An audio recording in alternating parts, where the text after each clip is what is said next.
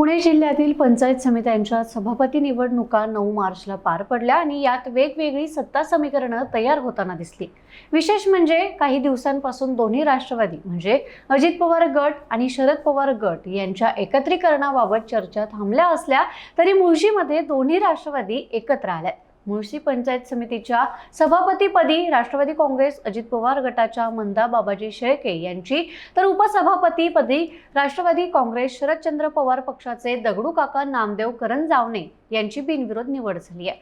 ही युती अनपेक्षित होती कारण मुळशीत आमदार शंकर मांडेकर आणि माजी आमदार संग्राम थोपटे यांच्यात प्रचंड रणनीती आणि डावपेच चालले होते।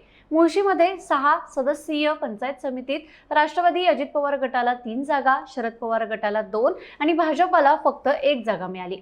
बहुमतासाठी एका सदस्याची गरज होती।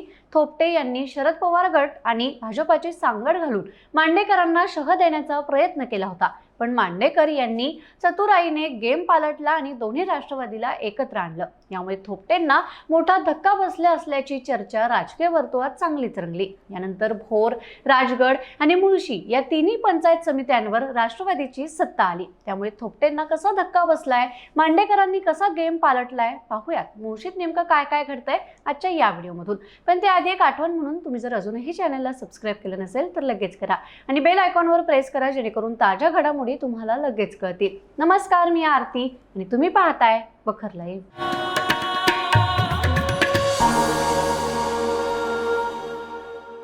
मुळशी पंचायत समितीची निवडणूक अत्यंत चुरशीची आणि गुंतागुंतीची होती। एकूण 6 जागांपैकी राष्ट्रवादी काँग्रेस अजित पवार गटाने 3 जागा जिंकल्या। यात प्रवीण धनवे, काजल मोरे आणि मंदा शेळके यांनी विजय मिळवलाय।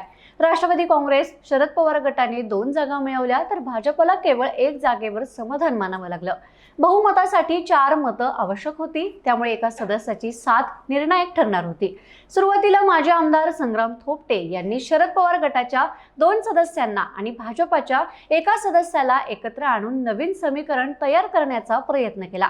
यामुळे आमदार शंकर मांडेकर यांना आव्हान निर्माण झालं होतं। थोपटे यांनी भाजपा आणि शरद पवार गटाच्या युतीची आखणी केली होती, पण आमदार शंकर मांडेकर यांनी असा डाव आखला ज्याने सगळ्यांचेच धाबे दणाणले। त्यांनी शरद पवार गटाला सोबत घेऊन दोन्ही राष्ट्रवादी एकत्र आणल्या। यामुळे थोपटेंचा डावच उलटला आणि मांडेकर यांना यश मिळालं। सभापती पदासाठी अजित पवार गटाच्या मंदा शेळके आणि उपसभापती पदासाठी शरद पवार गटाचे दगडू काका करंजावणे यांची उमेदवारी बिनविरोध झाली।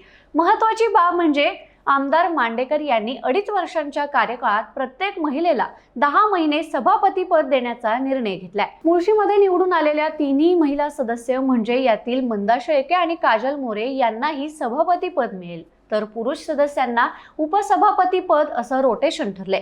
यामुळे सर्व सदस्यांना पदांचा लाभ मिळेल आणि पक्षांतर्गत समतोल राहील। या निकालामुळे भोर, राजगड आणि मुळशी या 3 पंचायत समित्यांवर राष्ट्रवादीची सत्ता प्रस्थापित झाली आहे।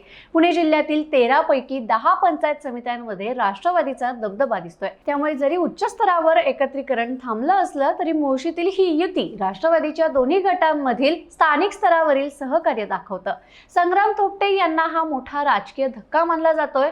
मांडेकर यांच्या कुशल रणनीतीने थोपटेंना कात्रजचा घाट दाखवला गेला असं बोललं जात आहे आणि आमदार शंकर मांडेकर यांनी मुळशी पॅटर्न दाखवून दिला। तेव्हा आता मुळशीतील हे बदल आणि राष्ट्रवादीची मजबूत पकड तुम्हाला कशी वाटतेय आम्हाला कमेंट करून नक्की कळवा आणि हा व्हिडिओ आवडला असल्यास लाईक करा, शेअर करा आणि बखर लाईव्हला सबस्क्राइब करायला विसरू नका। धन्यवाद।